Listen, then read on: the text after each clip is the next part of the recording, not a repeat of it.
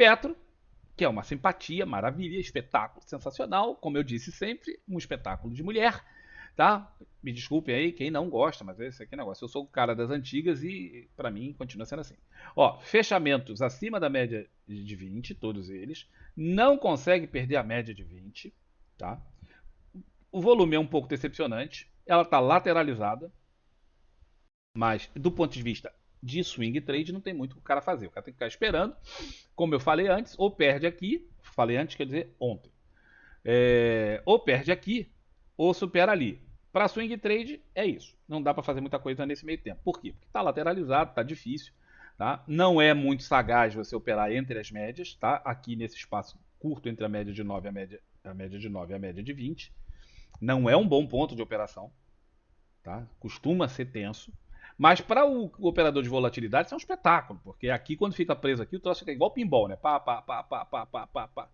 Tá? Petro ontem, nos 60 minutos, deu esse lindo trade. Eu vi que alguém falou aí, eu não lembro o nome, depois eu vou ver na hora que eu passar no chat. Tava falando assim, porque você mandou no Telegram lá o trade no índice, mas não mandou na Petro.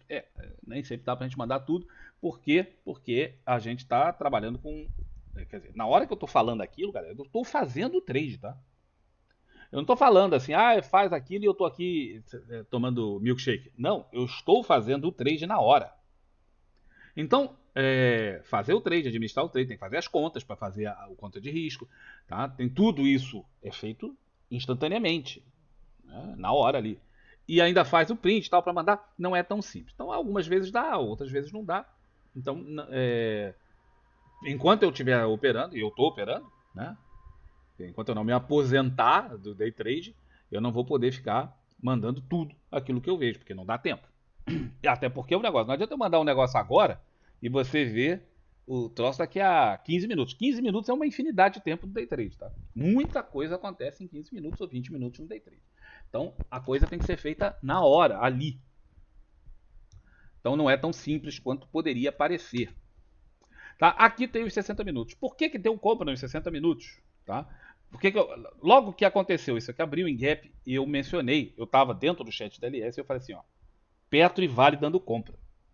Tá? Eu não posso chegar no Telegram e escrever isso. Primeiro porque isso seria um call. Eu não posso dar call e eu não quero dar call. Tá? Então eu não dou call, eu mostro modelos. Tá? Dentro do chat LS é diferente. Ali é uma comunidade super fechada e a gente, né, fala essas coisas. E eu falei lá, deu compra. Por que deu compra? Porque você olha isso aqui e fala assim, isso aqui, ó, pá, isso é suporte, suporte é compra. Por que você compra suporte, Campos? Porque é assim que eu opero. Eu opero compra de suporte, venda de resistência, sejam eles lineares, sejam eles móveis, no caso aqui é móvel, e também é linear, observa que tem um suporte na mesma região. Então, quando fez isso aqui, era compra. Tá? Você poderia comprar de imediato, óbvio, tomou um sufoco, ou poderia comprar quando superasse o primeiro candle. Superou o primeiro candle, o cara compra. Tá? Você vem para os 15 minutos e você observa aqui, fez o gap, isso aqui foi ontem, fez o gap, cai, olha um candle bastante comprador aqui, numa região de suporte, aí você olha para o suporte, você fala assim, ih rapaz, esse é suporte, né? É suporte. Quando supera isso aqui é um setup específico. Eu até brinquei com o Bizzy ontem falando assim, que esse setup aqui, se você inverter isso, tá? Se o gap fosse de alta e isso acontecesse aqui em cima, isso aqui tinha um nome, tá? Isso aqui se chama ilha. Esses 4 primeiros candles aqui, esses 5 primeiros candles, 4, 5 primeiros candles se chamam ilha. É um setup. Mas ele teria que estar a favor do gap, teria que estar aqui. Tá? Aí eu ainda sacaneei ele, falei, peguei um gráfico de um troço que ele botou, sei lá, milhões de anos atrás, num curso que ele fez. Tá? E aí eu peguei o gráfico e inverti o gráfico, espelhei o gráfico e tal, botei e falei assim, aqui é uma ilha invertida. E aí ele riu, brincou tal, né? E efetivamente deu uma ilha invertida. Não existe esse setup, tá? Eu tava brincando, esse setup não existe. Aqui deu o trade. E foi um trade bonito, deu para levar bastante. É óbvio que eu não peguei tudo isso aqui, porque não é o meu objetivo. Eu tenho um objetivo específico e dentro desse objetivo ele foi trabalhado. Mas voltando para o swing trade, não tem trade aqui para swing trade. Então, para quem está esperando swing trade, não tem nada a fazer. Tem que esperar ou lá ou cá, tá? Enquanto isso, nada. Enquanto isso, é ficar esperando.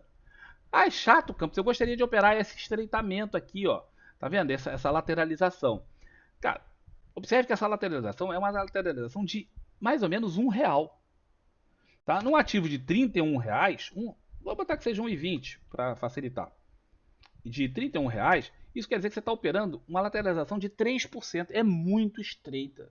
É mesmo muito estreita. Pensa que, ainda mais quem opera por candle, o cara vai falar assim, pô, quando fechar o candle, já andou. Na hora que fecha o candle, já andou. O que aconteceu aqui no índice, ó. Se o cara opera por candle, na hora que veio aqui, o cara não fez nada, tá esperando. Aí tem um próximo candle, né? Quando der um candle. Aí quando tá o candle aqui, pronto, já tá do outro lado da lateralização. Já não tem mais o que fazer. A lateralização é muito curta. Tá? Então, lateralizações curtas não são boas de operar, não são fáceis de operar, são difíceis. As pessoas se estoporam nisso. Porque o cara fica tentando achar o fundo, o topo, e ele vai tomando stop de um lado e do outro. Tá muito ruim acontecer isso. Muito cuidado. Então, para quem vai fazer swing trade em Petro, não tem muito o que fazer. Ontem, inclusive, ontem deu um trade, até esqueci, Levi. Eu já ia esquecer de falar. Na hora em que aconteceu isso aqui, o mercado de opções abriu também. Tá? Como isso aqui era um suporte, eu gosto de Petro e eu quero ser sócio de Petro, o que eu fiz imediatamente? É suporte? É. O que eu faria aqui? Compraria. Comprei a ação. Mas imediatamente eu fui lá e vendi a put. Aí você fala assim, por que você vendeu a put? Primeiro porque a volatilidade sobe. Eu mostrei ontem no Telegram e no Instagram a curva de volatilidade não foi de Petro. Naquela hora eu estava vendo a de Vale. Mas a de Petro vai dar a mesma coisa. Tá? A de Vale foi mais grosseira, vamos dizer assim, mais explosiva. Por isso que eu botei a de Vale. Mas a curva de volatilidade ela distorce. Por que distorce? Porque alguns strikes são operados mais intensamente pelos players do que outros. Por quê? Ou é número redondo, porque tem ali alguma correlação com o que os caras estão fazendo, Fibonacci, alguma coisa assim, entendeu? Então tem ou um preço de suporte, ou um preço de resistência. Alguns strikes são operados de uma forma mais intensa do que outros. Ora, demanda significa aumento de preço.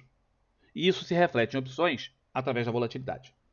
Tá? Então, na hora que isso aqui aconteceu, deu um spike de volatilidade violento. E o que a gente faz? Vai lá e vende aqui. O que a gente faz? Não estou falando para vocês fazerem isso. Estou falando para vocês aprenderem o negócio, mas não fazerem isso, pelo amor de Deus. Se você não tem um conhecimento profundo de volatilidade de opções, não faça. Tá? Eu estou citando o que eu fiz. Eu tenho 15 anos fazendo isso. Tá? 2 livros escritos sobre o assunto. Portanto, não passarinho que segue morcego dorme de cabeça para baixo. Eu estou só citando o que eu fiz. Tá? Não façam coisas parecidas sem o conhecimento necessário para fazer. Então, nessa hora que eu fiz, eu vendi as opções, vendi a put com um spike violento de volatilidade. ATM, o mais próximo que eu pude aqui. Geralmente a ATM é o que tem maior spike. Por quê? Porque, bom, se cair eu compro a ação. Né? Vou lá para o vencimento e tal e fico com a ação, não tem problema. Se subir, eu pego a desvalorização da put. Tá? A ideia era pegar isso para swing trade. Tá? E eu botei o meu alvo lá em 30%, como é a minha média, né? Entre 30% e 50%. 30% estava razoável. Aí eu botei 30% e acabou que deu alvo no mesmo dia. Né? Deu, na verdade, como tem ali um certo pulo para lá e para cá, na hora que exerce o negócio pelo robô, deu 35% de ganho nessa put.